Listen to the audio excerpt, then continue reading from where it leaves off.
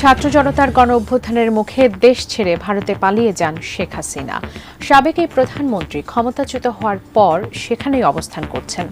এরপর থেকেই তিক্ত অবস্থায় রয়েছে ভারত ও বাংলাদেশের সম্পর্ক, সেই সঙ্গে রয়েছে অস্বস্তিও।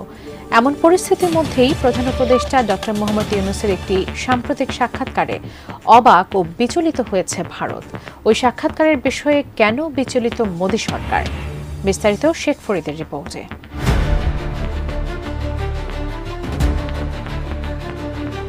ভারতপন্থী হিসেবে দেখা হয় আওয়ামী লীগের সভাপতি ও সাবেক প্রধানমন্ত্রী শেখ হাসিনাকে। তার ১৫ বছরের শাসনামলে দুই দেশের মধ্যেই কৌশলগত ও অর্থনৈতিক সম্পর্ক ছিল।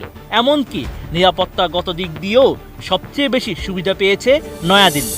কেননা ভারত বিরোধী গোষ্ঠীকে কঠোর হাতে দমন ও সীমান্তের অমীমাংসিত কিছু বিষয় নিষ্পত্তি করেছেন তিনি। হাসিনা দেশ ছেড়ে যাওয়া